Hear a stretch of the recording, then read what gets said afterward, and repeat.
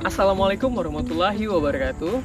Halo semuanya, perkenalkan saya M. Ilham Kurniawan S, mahasiswa Universitas Siber Asia, program studi PJJ S1 Manajemen. Dalam video ini saya akan memaparkan ujian akhir semester saya, mata kuliah Manajemen Strategik dengan dosen pengampu the one and only Bapak Dr. Insinyur Goklas Siaahan MM. Dalam video ini saya akan memberikan pemaparan terkait 5 artikel terpublikasi dari jurnal bereputasi. Lanjut ke pembahasan. Baik, saya mulai pemaparan saya terkait jurnal manajemen strategik. Yang pertama yaitu manajemen strategi dalam meningkatkan loyalitas nasabah bank by Mirzam Arki Ahmadi 2024. Latar belakang bahwa persaingan industri perbankan kita tahu bahwa semakin ketat, menuntut bank tidak hanya fokus pada produk dan harga, tetapi juga pada kemampuan membangun loyalitas nasabah melalui pengelolaan strategi yang tepat. Tujuan penelitian ini yaitu untuk menganalisis peran manajemen strategi dalam meningkatkan loyalitas nasabah bank di Indonesia. Metode penelitiannya yaitu literature review dengan pendekatan deskriptif kualitatif terhadap jurnal nasional relevan 5 tahun terakhir. Hasil penelitian bahwa manajemen strategi melalui analisis SWOT, relationship marketing, CRM, cross-selling, dan CSR berpengaruh positif terhadap kepuasan dan loyalitas nasabah. Implikasi penelitian bahwa bank perlu menerapkan manajemen strategi secara terintegrasi untuk membangun hubungan jangka panjang dan menciptakan keunggulan bersaing berkelanjutan.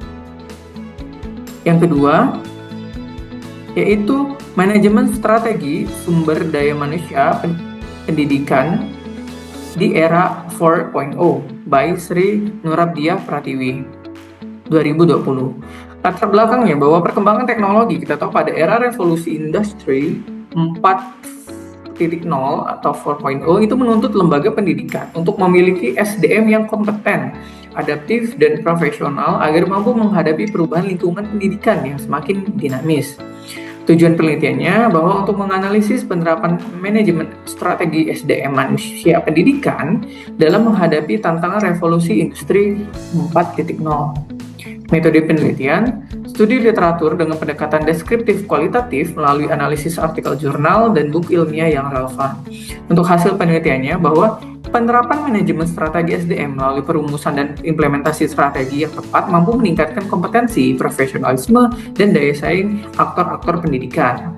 Dan implikasi penelitian ini, lembaga pendidikan itu perlu menerapkan manajemen strategi SDM secara sistematis melalui pelatihan, pengembangan kompetensi, dan pemanfaatan teknologi untuk meningkatkan kualitas dan daya saing institusi. Selanjutnya, dampak penerapan manajemen strategi terhadap perkembangan usaha mikro by Al-Kausar et al. 2022. Latar belakangnya bahwa kita tahu bahwa UMKM atau usaha mikro memiliki peran penting dalam perekonomian, namun menghadapi keterbatasan sumber daya, kemampuan manajerial, dan perubahan lingkungan bisnis yang dinamis, sehingga membutuhkan penerapan manajemen strategi yang efektif. Nah, tujuan penelitiannya yaitu menganalisis pengaruh penerapan manajemen strategi dan penggunaan teknologi terhadap kinerja usaha mikro, terutama di Sulawesi Selatan.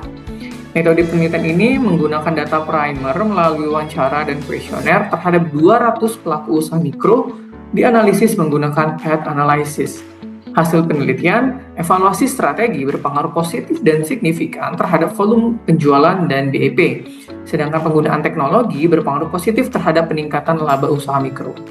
Implikasi penelitian bahwa pelaku usaha mikro perlu meningkatkan mengevaluasi strategi secara berkelanjutan atau kontinuitas, serta pemanfaatan teknologi untuk meningkatkan kinerja dan keberlanjutan usaha.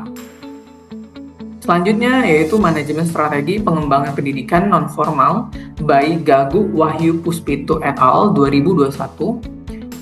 Latar belakangnya bahwa pendidikan non-formal kita tahu memiliki peran penting ya dalam meningkatkan kualitas SDM. Namun seiring menghadapi keterbatasan sarana, pendanaan, dan partisipasi masyarakat sehingga memerlukan pengelolaan strategi ini yang tepat.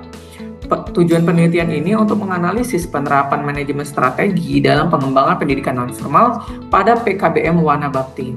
Metode penelitian dengan pendekatan studi kasus melalui wawancara, observasi, dan dokumentasi, tentunya penelitian kualitatif.